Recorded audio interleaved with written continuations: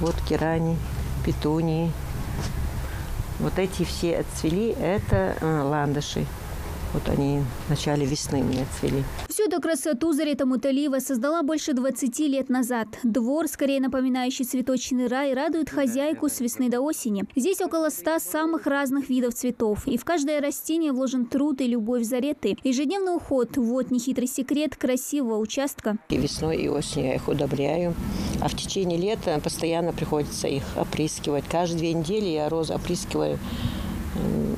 Вот, больше всего я люблю нашатырный спирт и ацетилсалициловая кислота. От яркого солнца цветы спасает тень деревьев. Это вечно зеленые туи, хвоя, можжевельник. Но особое место на участке занимают розы, любимые для Зареты из цветов. Полив утром и вечером, прополка от сорняков, удобрения. Уход за садом Зарета Муталиева совмещает и с работой медсестры. Этот участок и дарит ей душевный покой после рабочих будней. Любовь к цветам она унаследовала от мамы. Большой огород у нас был, и был маленький огород. Мамин огород мы его называли. Там у нее было все до мелочей. И вот я была еще маленькая, когда я приходила со школы. Я вот любила сразу пойти в огород, чистить и грядки, поливать. Воды не было, как сейчас. Мы ее с родника таскали, эту воду, целый день в бачки набирали.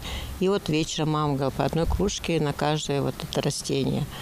Вот и с тех пор у нас, у всех сестер, вот эта любовь к цветам. Из цветов получаются прекрасные букеты, которые Зарета дарит близким и родным. Ну а уютные беседки, построенные в саду, прекрасный повод собраться всей семьей. Выпить чай, приготовить шашлык и просто полюбоваться красотой, сотворенной руками Зареты. Возможность показать свой труд для нее подарил фестиваль цветов. Конкурс, инициированный главой региона, проводится в этом году впервые. Узнав о нем от знакомых, цветочница подумала, а почему бы не поучаствовать? Спасибо большое главе, вот, что вот проводятся такие конкурсы. Вот сейчас я вижу, часто бывают вот эти конкурсы и садовод, и вот по сельскому хозяйству. Вот сейчас по цветам очень приятно, что уделяется этому внимание. Это же тоже деньги.